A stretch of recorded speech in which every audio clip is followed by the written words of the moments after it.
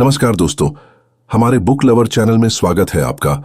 सोचिए, हजारों साल पहले एक गुफा में आग के चारों ओर बैठे इंसान अपने जीवन के किस्से सुना रहे हैं।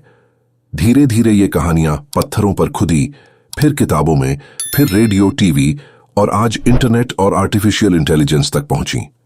अब जरा सोचिए, अगर मैं कहूं कि हमारी पूरी सभ्यता सिर्फ कहानियों और सूचनाओं के धागों पर टिकी हुई है, तो क्या आप मानेंगे? गुफाओं की दीवारों पर बनी पहली चित्रकला से लेकर इंटरनेट और आर्टिफिशियल इंटेलिजेंस तक, हर युग में हमारी ताकत का राज एक ही रहा है, सूचना के नेटवर्क। लेकिन युवल नोआ हरारी की किताब नेक्सस हमें बताती है कि यही नेटवर्क जो हमें जोड़ते हैं, आज हमें तोड़ भी सकते हैं। एआई और सोशल मीडिया अब सिर्फ सूचना पहुंचाने वाले नहीं, बल्कि ये तय करने लगे हैं कि हमें क्या सोचना चाहिए, और यही है असली खतरा। तो इस वीडियो में हम करेंगे एक रोमांचक सफर, जहां हम जानेंगे कैसे इंसान ने हजारों साल में नेटवर्क बनाए, कैसे मिथक, धर्म और कानून ने सभ्यता को खड़ा किया, और कैसे आज एआई हमारी सोच पर राज करने लगा है, सब कुछ तथ्यों के साथ, बिना कोई फालतू कहानी घुसाए। दोस्तों, इस बुक के 5 चैप्टर में बनाया गया है, और हर एक चैप्टर के आखिर में आपको सीख मिलेगी। दोस्तों, आखिर तक देखिए, क्योंकि अंत में हम जानेंगे वो तरीके जिनसे हम इस डिजिटल जाल से निकलकर भविष्य को अपने हाथ में रख सकते हैं। तैयार हैं? तो चलिए शुरू करते हैं। चैप्टर 1, सूचना का जन्म और मानव नेटवर्क का रहस्य। हजारों साल पहले जब इंसान शिकारी और संग्रहकर्ता, हंटर गैदरर्स थे, तब हमारी जिंदगी बहुत सीमित थी। हमारी दुनिया बस हमारे आसपास के 100 से 150 लोगों तक ही सिमटी रहती थी। इससे ज्यादा दिमाग भी आसानी से संभाल नहीं सकता था।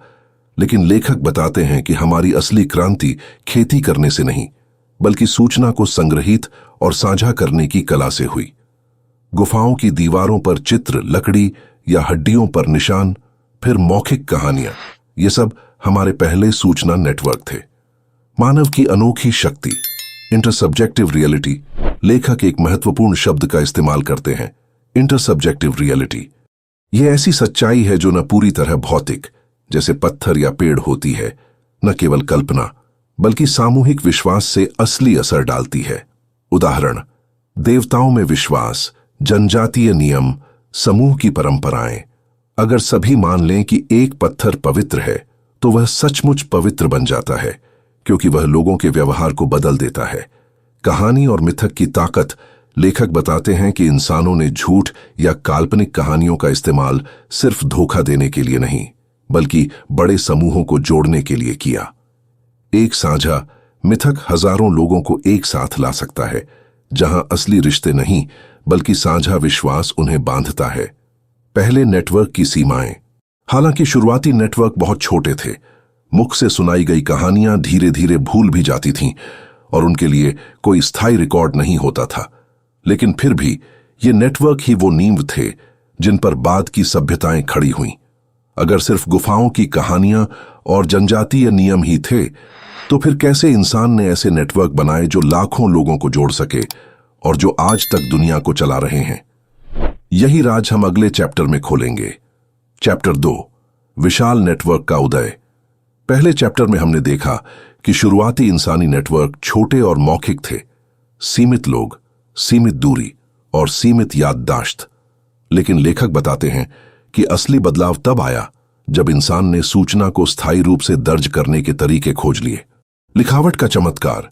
करीब 5000 साल पहले मेसोपोटामिया में इंसानों ने राइटिंग का आविष्कार किया।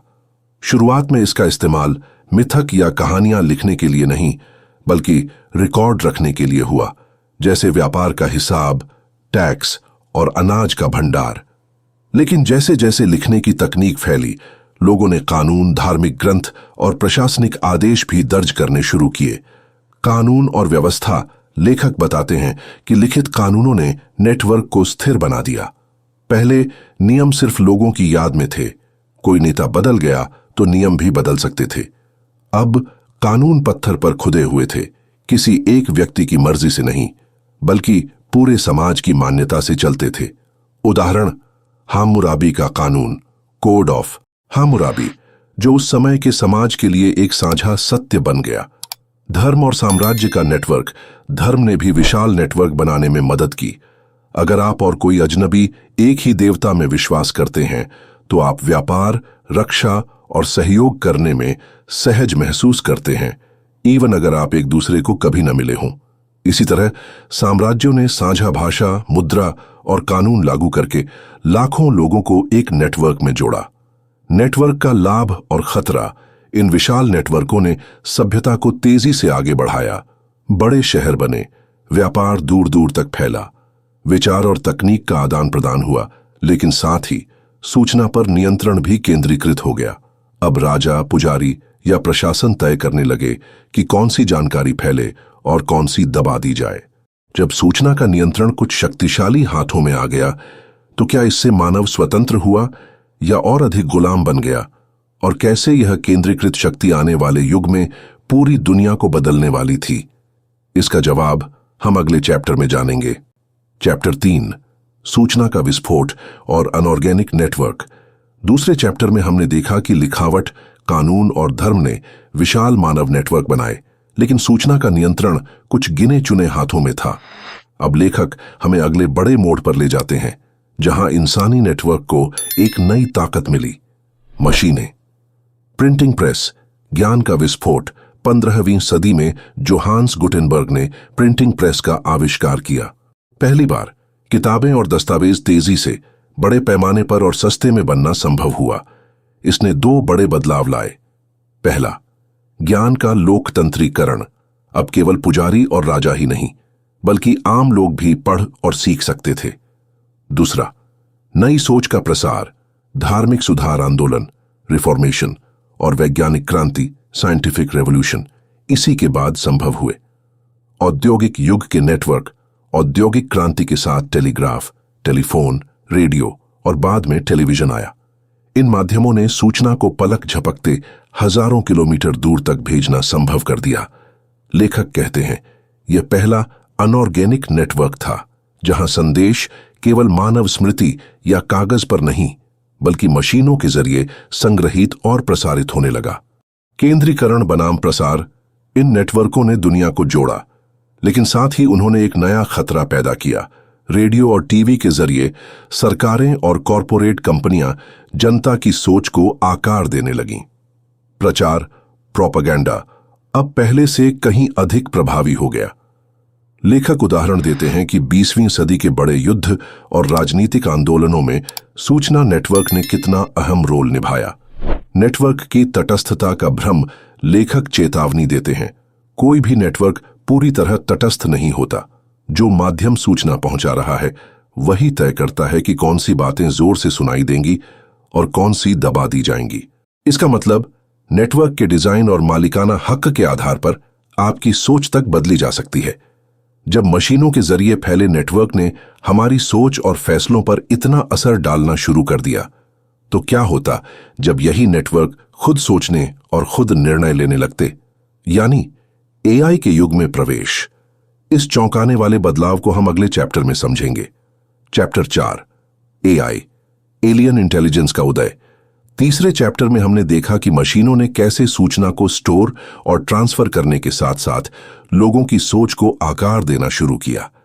लेकिन अब लेखक हमें एक ऐसे मोड़ पर लाते हैं जहां मशीनें केवल सूचना का माध्यम नहीं रहीं, वे खुद निर्णय लेने वाले खिलाड़ी बन गई हैं।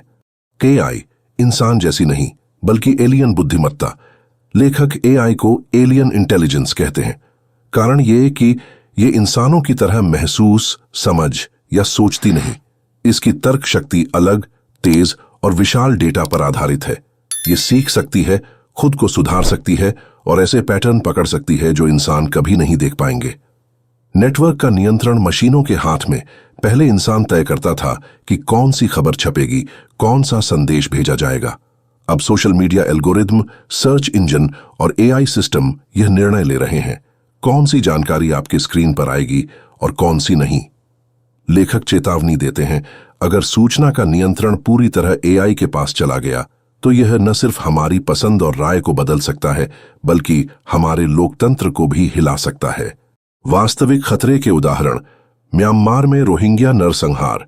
फेसबुक के एल्गोरिदम ने नफरत फैलाने वाली पोस्ट को ज्यादा प्रमोट किया, जिससे हिंसा भड़की। चुनावी हस्तक्षेप, एआई संचालित बॉट्स और गलत जानकारी फैलाने वाले नेटवर्क चुनावी नतीजों पर असर डाल सकते हैं। एआई और मानव मन का हाईजैक। एआई सिर्फ हमारे फैसलों को प्रभावित नहीं करता, बल्कि हमारे ध्यान, अटेंशन को कैप्चर करता है। ये हमारे भावनाओं को ट्रिगर करने के लिए कंटेंट दिखाता है, क्रोध, डर, उत्तेजना, क्योंकि यही सबसे तेज एंगेजमेंट लाते हैं। लेखक के अनुसार यह एक तरह का मानसिक उपनिवेशवाद है, जहां हमारी मानसिक जगह मशीनों के कब्जे में है। क्या एआई हमें हरा देगा?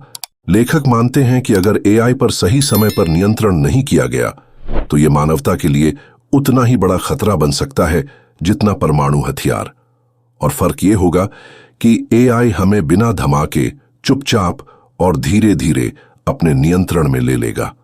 अगर एआई और नेटवर्क इतने शक्तिशाली और खतरनाक हैं, तो क्या इंसान के पास इन्हें काबू करने का कोई तरीका है? और क्या हम वाकई अपने डिजिटल भविष्य को बचा सकते हैं, या फिर हम पहले ही उस जाल में फंस चुके हैं? इसका जवाब और हरारी के सुझाए समाधान हम अगले और आखिरी चैप्टर में जानेंगे। चैप्टर 5, नेटवर्क का भविष्य और हमारा चुनाव।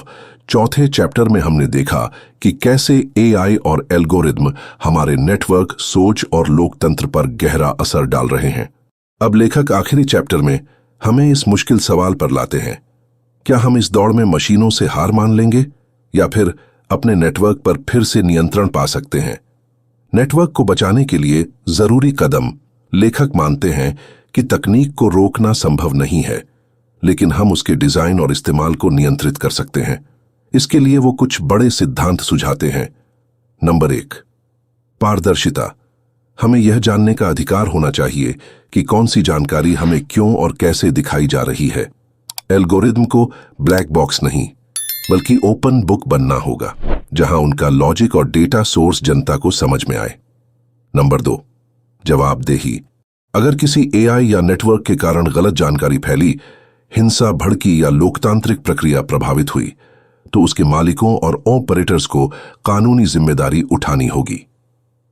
नंबर 3, विकेंद्रीकरण, सूचना का नियंत्रण। कुछ गिनी चुनी कंपनियों या सरकारों के हाथ में नहीं होना चाहिए। छोटे, विविध और खुले नेटवर्क का निर्माण जरूरी है, ताकि किसी एक खिलाड़ी का अत्यधिक प्रभुत्व न हो। नंबर 4, डिजिटल साक्षरता। लोगों को सिखाना होगा कि वे कैसे सही और गलत जानकारी में फर्क कर सकते हैं, और कैसे एल्गोरिदम उनके सोचने के तरीके को प्रभावित करते हैं। लेखक का बड़ा संदेश। लेखक कहते हैं, नेटवर्क केवल तकनीक नहीं, बल्कि विश्वास पर चलते हैं। अगर हम एक दूसरे पर भरोसा खो देते हैं, तो कोई भी तकनीक हमें बचा नहीं सकती। इसलिए नेटवर्क के भविष्य को सुरक्षित करने के लिए सिर्फ टेक्निकल समाधान नहीं, बल्कि नैतिक मूल्यों और मानवीय जिम्मेदारी की भी जरूरत है। जीवन में अपनाने योग्य सुझाव। पहला, सूचना पर सवाल करें। किसी भी खबर, पोस्ट या वीडियो पर तुरंत यकीन न करें, पहले उसका स्रोत और मंशा समझें। दूसरा, डिजिटल अनुशासन अपनाएं। हर चीज पर क्लिक करने के बजाय सोच समझकर कंटेंट चुनें। अपने ध्यान को बर्बाद ना होने दें। तीसरा, सीखते रहें। तकनीक, एआई और नेटवर्क कैसे काम करते हैं, इस बारे में खुद को अपडेट रखें। यही आपको आगे बढ़ाएगा। चौथा, साझा भलाई के लिए जुड़ें। ऐसे नेटवर्क और समुदायों में हिस्सा लें जो सकारात्मक बदलाव और ज्ञान फैलाने का काम करते हैं। पांचवां, टेक्नोलॉजी को साधन बनाएं, मालिक नहीं। एआई और डिजिटल टूल्स को अपने लक्ष्यों के लिए इस्तेमाल करें, लेकिन उन्हें अपनी सोच और जीवन पर हावी न होने दें। दोस्तों, हम एक ऐसे समय में जी रहे हैं जहां सूचना ही ताकत है, और जो इस ताकत को समझता और नियंत्रित करता है, वही भविष्य को आकार देगा। तो अब चुनाव आपका है। आप इस नेटवर्क में एक मोहरे की तरह खेलेंगे, या फिर इसके नियम लिखने वालों वो में शामिल होंगे। दोस्तों, दुनिया तेजी से बदल रही है, और वो लोग आगे बढ़ रहे हैं जो सीख रहे हैं, सोच रहे हैं और सही फैसले ले रहे हैं। अगर इस वीडियो ने आपको सोचने पर मजबूर किया है, अगर इससे आपको नया नजरिया मिला है, तो इसे अपने तक मत रखिए। इसको लाइक कीजिए, ताकि मुझे पता चले कि आप ऐसी और गहरी बातें सुनना चाहते हैं। शेयर कीजिए, ताकि आपका एक छोटा सा कदम किसी और की सोच बदल सके। और सब्सक्राइब कीजिए, क्योंकि आने वाले वीडियो में हम और भी ऐसी किताबों के रहस्य खोलेंगे जो आपके जीवन की दिशा बदल सकते हैं। याद रखिए, ज्ञान तभी ताकत बनता है जब हम उसे फैलाते हैं। तो चलिए मिलकर इस नेटवर्क को सच और समझ से भर देते हैं।